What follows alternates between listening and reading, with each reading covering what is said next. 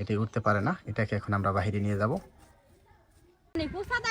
হ্যাঁ, অনেকটাই উপর দিয়ে উড়াল দিয়ে আমি তো মনে করছি যে ধরতে পারবো না। আসসালামু আলাইকুম। এই যে ঘরটি দেখতেছেন, এটা কিন্তু শুধুমাত্র বক পাখির জন্য দেওয়া হয়েছিল। আর এখন কিন্তু এই ঘরটার মধ্যে বক পাখি নেই, আপনারা জানেন গত 15-16 দিন আগে চলে গিয়েছে।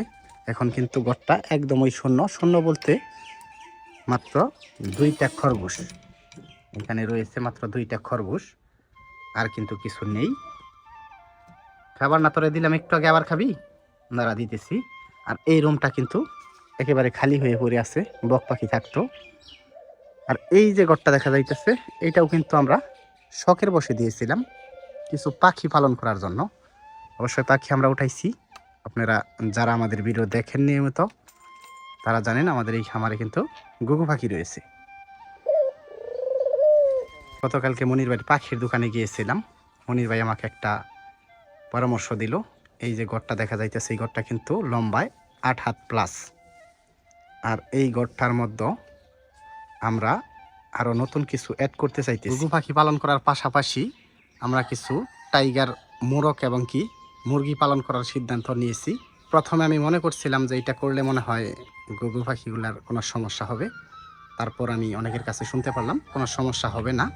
তারা বলল ঘুঘু পাখি মোরগ এবং মুরগির সাথে একাত্র খাবার খাবে, কোনো ধরনের কোনো সমস্যা হবে না। তারপর মনে করলাম যে আসলে এটা করলে মনে হয় ভালোই হবে। অবশ্যই আমাদের ভিডিও যারা নিয়মিত দেখেন, আমাদেরকে ভালোবাসেন, তারা কমেন্টস করে জানাবেন এইখানে টাইগার, মোরগ এবং মুরগি পালন করলে কেমন হবে।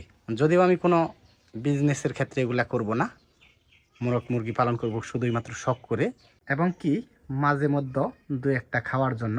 এইটাই। অবশ্যই আপনার মূল্যবান মতামত জানাবেন, আশা করি কমেন্টসের মাধ্যমে জানাবেন। এইখানে 2টা সাদা ঘুঘু পাখি রয়েছে, একটা অসুস্থ। গত 2 দিন আগে আমরা কিন্তু ভিডিও দিয়েছিলাম। তো ওই অসুস্থ পাখিটা এখন আমরা বাহিরে নিয়ে যাব। আসলে কোনটা অসুস্থ সেটা কিন্তু বোঝা মুশকিল, 2টাই যেহেতু সাদা কালার।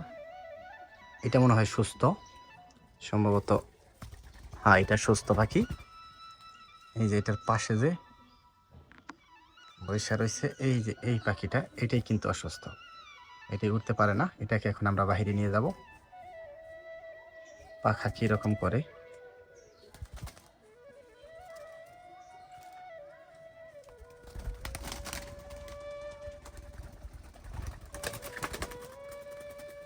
এটা না, এটা না,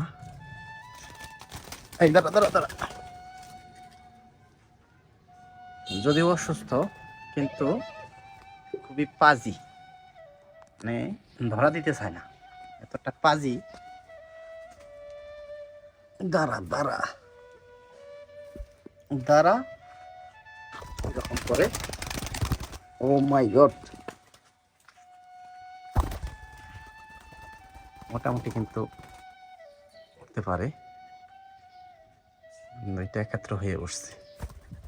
এই যে তোকে ধরে ফেলছি, ধরে ফেলছি, ধরে ফেলছি। দাঁড়া দাঁড়া দাঁড়া দাঁড়া দাঁড়া দাঁড়া, এটাকে এখন আমরা বাড়িতে নিয়ে যাবো। 2টা নিয়ে আসছ? 2টা পাতাকপি নিয়ে আসলাম খরগোশের জন্য। 2টা খাইতে পারবো? খাইতে পারবো না, ঘাস পাওয়া যায় না এখন, না? হ্যাঁ, ঘাস পাওয়া যায় না।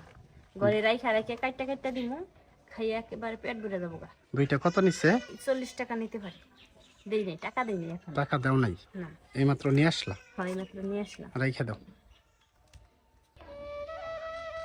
সেই বাড়ি থেকে উড়াল দিয়ে এইখানে এসে পড়ছি, মানে অনেকটাই আগের সে সুস্থ হয়েছে না? হ্যাঁ, আগের চেয়ে অনেকটা সুস্থ হয়েছে। সামিয়া, এটা তো সুস্থ হয়ে যাইতেছে। এখন আর তুমি নিয়ে আসতে পারবে। পোষা দাইলো তাও। হ্যাঁ, অনেকটাই উপর দিয়ে উড়াল দিয়ে আমি তো মনে করছি যে ধরতে পারবো না। হ্যাঁ, এটা কিন্তু আল্লাহর রহমতে প্রায় ঠিক হয়ে গিয়েছে। এখন ধরতে পারবো কি? এই যে দাঁড়াও দাঁড়াও দাঁড়াও দাঁড়াও, অনেকটা উপরে উঠে গিয়েছিল আজকে। আসলে আমি মনে করছিলাম এটা মনে হয় চলে যাবে, ধরতে পারবো না, কিন্তু ধরে ফেলছি। আমি মনে করছি উচ্চা গাছে যে ডাইলের মধ্যে বসে পড়বো। এইভাবেই ঠিক উড়ে চলে আসলো, এখন আবার উঠতেছে না। তুমি ধরো না, না ধরে না, ধরো না, বান করো তাই দেখবা। এই গাছটা ধরে না, বান করো। এই যে এই যে এই যে এই যে এই যে কি ধরে না দেখ। এই মুরগি মুরগি মুরগি মুরগি মুরগি কি করে মুরগি? ধোকা দিতে আসছি। টোকা দিব না ওরা। ভয় পায়। আবারও ধরার ট্রাই করো দেখি। অনেক উপরে উঠা যায় বুঝলে, প্রায় সুস্থ হয়ে গেছে আসমাইটা। ভালো ওরা করতে পারি। নিয়ে যাও, বাড়িতে নিয়ে যাও।